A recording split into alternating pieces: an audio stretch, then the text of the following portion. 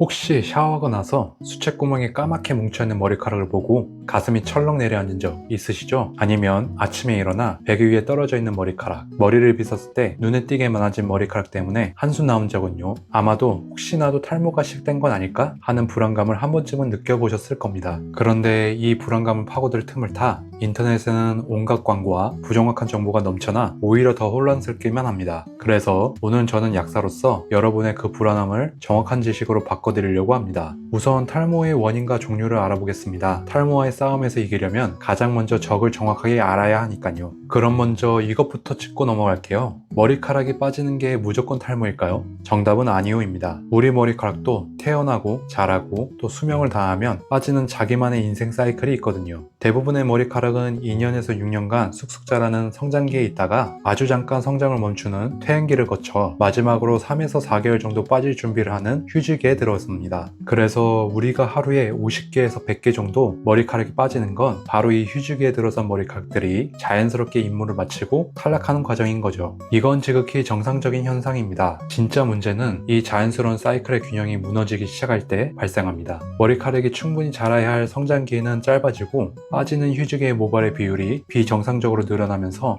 진짜 탈모가 시작되는 겁니다. 그렇다면 도대체 무엇이 이 균형을 무너뜨리는 걸까요? 여러 가지가 있지만 가장 중요한 핵심 원인 3가지를 알려드릴게요. 첫 번째 원인이 아마 탈모를 겪는 대부분이 해당될 텐데요. 바로 유전과 호르몬입니다. 우리가 흔히 M자나 정수리 탈모라고 부르는 안드로겐성 탈모의 주범이죠. 우리 몸의 남성 호르몬인 테스토스테론 자체는 문제가 되지 않습니다. 하지만 테스토스테론이 5알파 환원 효소라는 특별한 효소를 만나면 디하이드로 테스토스테론, 즉 DHT라는 더 강력한 호르몬으로 바뀌게 됩니다. 문제는 탈모 유전자를 가진 분들의 머리카락 뿌리, 즉 모낭은 바로 이 DHT에 아주 민감하게 반응해요. 이 DHT가 M자나 정수리 부위의 모낭을 계속 공격해서 쪼그라들게 만드는 겁니다. 원래 3년, 5년은 튼튼하게 자라야 할 머리카락이 DHT의 공격 때문에 몇 달 크지 못하고 힘없이 빠져버리는 거죠. 그리고 그 자리에서 새로 나는 머리카락은 점점 더 가늘고 약한 솜털처럼 변해버립니다. 두 번째 원인은 스트레스와 생활 습관입니다. 우리 몸은 큰 수술, 출산, 극심한 스트레스, 무리한 다이어트 같은 변화를 만나면 이를 비상사태로 인식합니다. 이때 생명유지에 필수적이 않는 머리카락은 우선순위에서 밀려나면서 한꺼번에 휴지기로 넘어가 버립니다. 그러다 보니 2에서 3개월 뒤에는 머리카락이 전체적으로 우수수 빠지는 휴지기 탈모가 나타날 수 있습니다. 많은 분들이 다이어트나 큰 스트레스 이후에 머리가 갑자기 많이 빠지는 경험을 하는 이유가 바로 여기에 있습니다. 마치 나무가 가뭄을 만나면 잎을 먼저 떨어뜨리듯 몸은 생존을 위해 머리카락을 희생시키는 거죠.